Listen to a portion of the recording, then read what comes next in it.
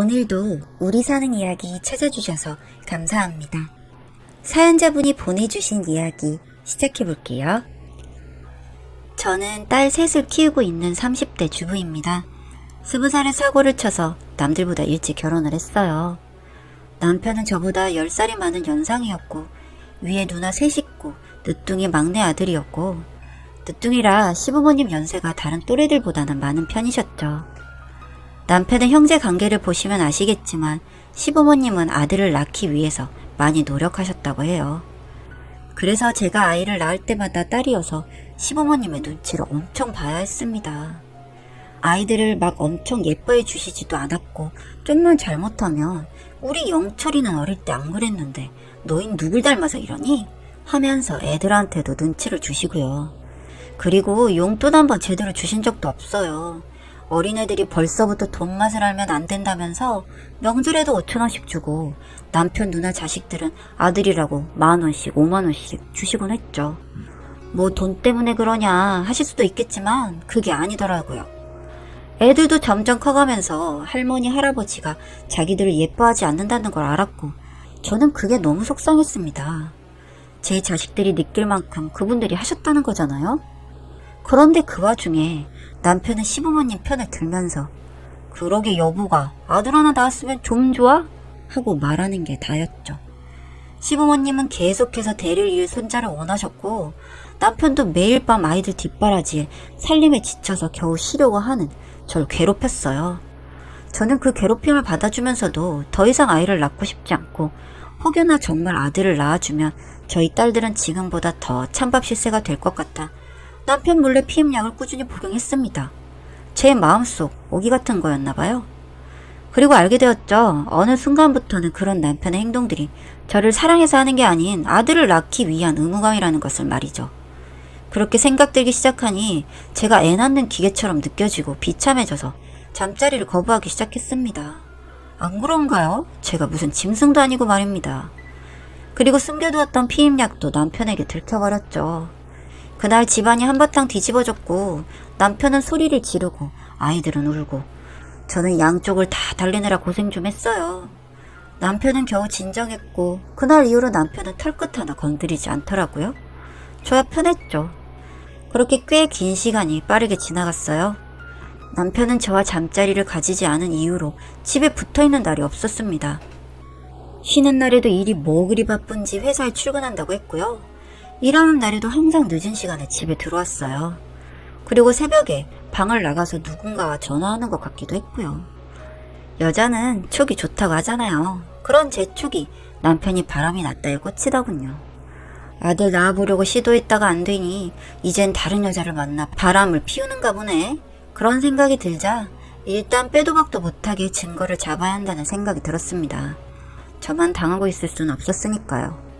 하루는 남편이 씻으러 갔을 때 남편 핸드폰을 몰래 봤어요. 근데 이미 철저하게 지웠는지 여자와 연락을 주고받은 흔적은 없더라고요. 그렇게 핸드폰을 내려놓으려는 찰나에 남편 핸드폰으로 전화가 왔습니다. 핸드폰에는 영식이폰이라고 떴어요. 영식이라는 사람은 남편의 30년 지기 친구로 저도 잘 아는 사이였기 때문에 남편이 지금 씻고 있다는 걸 알려주려고 했습니다. 그리고 오랜만에 안부도 묻고 싶었고요. 그래서 전화를 받았는데 말이죠. 아주 어린 목소리의 여자가 말을 하더군요. 오빠, 보고 싶어. 저는 너무 놀라 아무 말도 하지 못하고 전화를 끊었고 그 순간 남편이 씻고 나왔고 자기 핸드폰을 들고 뭐 하는 짓이냐며 핸드폰을 뺏어가며 화를 냈어요. 영식이 폰으로 전화와서 내가 받았는데 그 여자 누구야? 남편의 동공이 잠시 흔들렸지만 여자는 무슨 재수씨가 장난쳤나 보지. 아니 그러게 왜 내 전화를 함부로 받아? 라고 말하며 아주 당당하더라고요. 그런데 누가 봐도 뒤가 구리지 않나요? 여튼 그날은 그렇게 물 흐르듯 넘어갔고 저는 의심을 거둘 수 없었지만 증거가 없으니 소가리만 하고 있었습니다. 그리고 어느 순간 시부모님의 아들 재촉이 없다는 게 느껴졌고 이상한 마음보다는 드디어 포기하셨나 보다 생각이 들었어요. 뭐 제 입장에서도 참 찝찝하지만 더 이상 괴롭히는 사람이 없어 편한 나날들이 이어졌고 어느 날 시부모님이 할 말이 있다고 불러서 시댁에 가게 되었습니다. 거기에 가보니 남편도 와 있었고 모르는 여자도 함께 있었어요. 그리고 시부모님이 말씀을 시작하시는데 저는 충격을 받을 수밖에 없었습니다. 시부모님의 말을 요약하자면 이렇습니다. 남편이 밖에서 사고를 쳤고 남편의 아이를 임신했다고 한다. 그런데 병원에서 그 아이가 아들이라고 하더라. 지금 살고 있는 집을 줄 테니 이혼하고 딸 아이들은 네가 키워라. 그리고 순순히 이혼을 해준다면 위자료도 섭섭지 않게 지급해 주겠다. 였죠? 저는 너무 어이가 없었어요. 머리를 한 대 얻어맞은 것처럼 띵했고 제 눈앞에 있는 시부모님과 남편 그리고 그 여자가 저보다도 더 가족 같아서 순간 눈물이 나려고 하더군요. 하지만 그냥 이 집안은 이 정도밖에 안 되는 집안인 거죠. 아들 손주 하나 때문에 자신의 아들이 바람을 피워도 다른 여자를 만난 것도 문제가 되지 않는, 그렇게 아들을 위해서라면 어떠한 추접한 짓도 다 용서가 되는 짐승 같은 집안이구나 하는 생각이 들자 차라리 이혼을 하는 게 낫겠다고 생각이 들더군요. 제가 안 한다고 버텨봤자 이 집안에서 저와 저희 아이들은 이 집에서 사람 취급 못 받을 게 뻔했고 차라리 잘된 거라 스스로를 위로하며 이혼을 하겠다고 했습니다. 그리고 시부모님이 주신 나는 위자료에 3배를 불렀어요. 아이가 셋이고 어쨌든 이 사람의 자식이니 번듯하게 키워야 하지 않겠냐 하면서요. 시부모님은 당황하셨지만 자기네들 귀한 아들 손자를 위해 흔쾌히 알겠다고 하시더군요. 이혼은 아주 빠르게 진행되었어요. 집 명의를 제 앞으로 돌리고 남편은 집을 구할 때까지 본가에서 지낼 예정이라며 짐을 챙겨서 본가로 들어갔고 시부모님은 약속한 위자료를 보내주셨죠. 아이들은 아빠와 헤어지기 싫다며 울고불고 난리가 났지만 평소에 많이 살가운 아빠는 아니었기에 생각보다는 금방 진정이 되었습니다.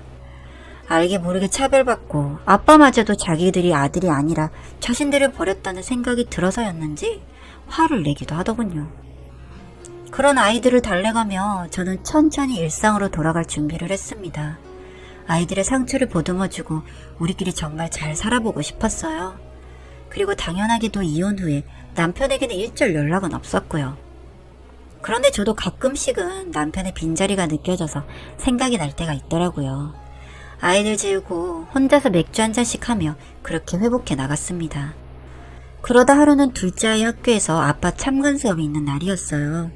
저는 아빠 대신 수업에 참여했고 그날 이후로 둘째 아이는 반 친구들에게 아빠가 없냐며 놀림을 받았다고 매일 집에 와서 아빠가 보고 싶다고 울더군요. 둘째 아이가 울기 시작하니 첫째, 셋째도 함께 눈물바다가 됐고 그런 아이들을 보고 있자니 마음이 너무 아팠어요. 그래서 저는 아이들을 데리고 이민을 가기로 결정했습니다. 한국에서 살다가는 이런 식의 인식은 개선이 되긴 힘들 것이고 계속해서 상처를 받을 것이란 생각 때문이었죠. 그리고 제 친한 친구 중 한 명이 해외에 살고 있었기 때문에 그런 결정도 할 수 있었습니다. 그렇게 그 친구의 도움을 받아 친구 집 근처로 거처를 정했고 아들 학교까지 정하며 정신없이 이민 준비를 했죠. 집도 내놓았고 다행히도 내놓은 집이 빨리 팔리더라고요. 그렇게 새로운 집주인과의 이사 일정을 조율을 해나가는데 일정이 안 맞더라고요. 그래서 이미 일주일을 앞두고 저는 먼저 짐을 빼준 뒤 친정집에서 지내게 되었습니다. 그렇게 친정에서 지내고 있는 중에 전혀 연락 없던 그 전남편이라는 인간에게 연락이 온 겁니다. 뭐하러 했나 궁금했지만 이제와 연락받을 필요는 전혀 없을 것 같아서 내버려 두었죠. 그런데 계속해서 연락이 오더라고요. 미친듯이 전화를 해대는 겁니다. 차단해버리려는 찰나에 남편이 긴 문자를 보내왔어요. 지금 전에 살던 집에 갔는데 다른 사람이 나와서 이렇게 연락을 한다고요. 급하게 할 말이 있으니 잠깐만 시간을 내서 이야기할 수 있겠냐고 하더군요. 친정 부모님은 그냥 무시해버리라고 했지만 이제 며칠 뒤면 이민도 갈 거고 단순한 호기심에 알겠다고 했습니다. 그리고 남편을 만나러 나갔어요. 전 남편이랑 만나기로 한 장소에 가보니 반갑지 않은 시부모님도 나오셨더군요. 솔직히 짜증났지만 참고 자리에 앉았습니다. 제가 자리에 앉자마자 세 사람은 제 손을 잡으며 본인들이 잘못됐으니 다시 돌아와달라고 말하는 겁니다. 저는 이런 전개는 생각하지 않았거든요. 그렇게 내칠 때는 언제고 이 인간들이 왜 이러나 했는데 그 인간들이 이야기를 시작하더군요. 남편은 저와 이혼 직후 본가로 들어갔고 그 여자는 새로운 집을 구하기 전까지 친정에서 지냈다고 하더라고요. 빨리 함께 살고 싶은 마음에 새로운 신혼집을 빠르게 알아봤고 적당한 신혼집을 찾아서 계약하려는데 여자는 집 명의를 본인 앞으로 해줄 것을 요구했고, 세 사람은 그 잘난 아들을 낳아줄 여자의 요구를 원한대로 다 들어줬고요. 그리고 그렇게 함께 살게 되었고 따로 결혼식을 올리지 않았대요. 여자는 배도 많이 불렀고 초혼이 아닌 남편을 배려해 다음에 아이랑 같이 사진이나 찍자고 하면서요. 그렇게 말해주니 남편과 시부모님은 속이 깊은 여자라고 생각하고 더 잘해줬다고 합니다. 얼마나 예뻤겠어요. 아들 손주 낳아주는데 여자가 속까지 깊으니 말이죠. 그래도 혼인신고는 빠르게 하고 싶었는데 여자는 아이가 태어나고 해도 늦지 않다며 혼인신고를 미뤘대요. 그래서 남편은 혼인신고서를 써놓고 아이가 태어나길 기다리고 있었다고 해요. 아기가 태어나는 날 바로 혼인신고와 출생신고를 같이 하기 위해서요. 여튼 그렇게 그 귀한 아들 손주는 태어났다고 합니다. 그 와중에도 남편이라는 인간은 자기와 닮지 않는 아이를 보고 약간 실망을 했었대요. 그렇지만 아들이 태어나 너무 좋았다네요. 그런데 그날 남편은 혼인신고를 하러 갔는데 알고 보니 여자는 이미 유부녀였다는. 놀라서 당장 병원으로 달려가 그 여자에게 따졌더니 그 여자는 사실은 남편이 따로 있고 남편의 사업 실패로 돈이 필요해 의도적으로 접근했다고요. 그리고 낳은 아들도 전 남편의 아이가 아닌 본인 남편과 생긴 자식이라고요. 세상에 이렇게 난 여자가 있더랍니다. 이야기를 듣다 보니 멍청하게 살았던 저보다는 아주 똑똑한 여자더라고요. 듣는 내내 속이 왜 이리 시원하던지. 여튼 그 얘기를 듣고 시부모님과 전 남편은 뒤집어졌고 그 여자를 고소할 예정이라고 하며 그런 일을 겪고 나니 저와 제 아이들이 보고 싶더라고요. 그러면서 다시 새로 시작하면 안 되겠냐고 하더라고요. 저는 얘기를 모두 듣고 너무 통쾌하더군요. 저 대신 복수를 해준 그 여자에게 너무 고마워서 찾아가서 절이라도 하고 싶었습니다. 그 정도로 고소했어요.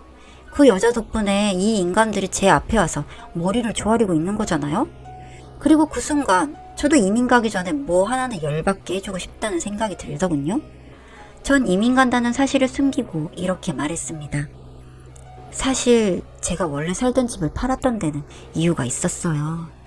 저도 이혼을 하긴 했지만 그 집에서 살다 보니 자꾸 남편 생각이 나더라고요. 그래서 남편을 잊어보려고 집을 팔고 다른 곳으로 이사를 하기로 했고 내일 이사할 예정이에요. 그런데 이렇게 같이 합치자고 하니까 저도 마음이 많이 흔들리네요.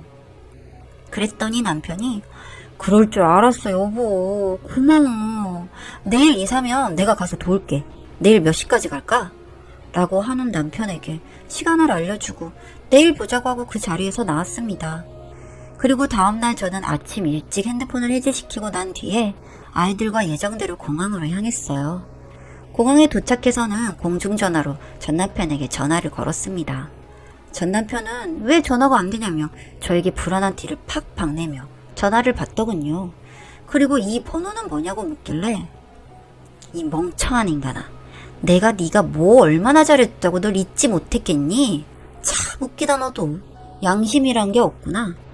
평생 그렇게 아들 노래를 부르더니 너나 니네 부모나 아주 꼴 좋다. 왜? 남의 집 자식이라도 아들이기만 하면 되는 거 아니었니? 그렇게 계속해서 아들 낳아줄 여자나 찾으면서 추잡스럽게 살아. 알겠지? 이제 영원히 보지 말자 우리. 하고 전화를 끊었습니다. 그리고 저는 정말 속 시원히 홀가분한 마음으로 한국을 떴네요. 새로운 곳에 와서 적응하는 데 시간이 좀 걸렸지만 아이들도 이곳 생활에 만족하는 것 같고 저와 아이들을 사랑해주는 파란 눈의 남자를 만나 저는 재혼했습니다. 친구처럼 저희 아이들에게 사랑을 퍼부어주고 뭐 하나 집안일 제가 하게끔 두지 않는 아주 스윗한 남자입니다. 무엇보다 저를 아들 낳아줄 짐승 취급을 하지 않는 게 참 좋네요. 간간히 친정 엄마에게 소식을 듣고 있는데 그 전 남편은 그 여자에게 버림받고 저희까지 사라져버리고 나니 폐인처럼 지낸다고 합니다. 친정까지 찾아와서 울고불고 동네 떠나가게 난리를 쳤다는데 그때 친정 엄마가 한마디 해줬다네요. 우리 딸이 너 같은 인간 털어내고 나니 아주 세상 살맛이 난다고 하네. 그러니 이렇게 찾아오지 말게. 남남인데 이런 식으로 와서 패기치면 경찰 부르겠네. 하고 경찰서에서도 출동하고 그랬다네요. 그 이후로는 찾아오지 않는다고 하고요. 시부모 그 인간들은 아직도 정신 못 차리고 아들 낳아줄 여자 찾느라 이곳저곳 선자리 쑤시고 다닌다는데 그 나이에 이혼한 남자에게 꼬장꼬장한 시범을 모시면서 아들씩이나 낳아줄 여자가 없어서 골치를 썩고 있다고 하네요. 평생 그렇게 구질구질하게 살았으면 좋겠네요. 이게 벌써 3년 전에 일어난 일이라니 시간 정말 빠르네요. 전 앞으로도 행복하게 잘 지내보려고 합니다.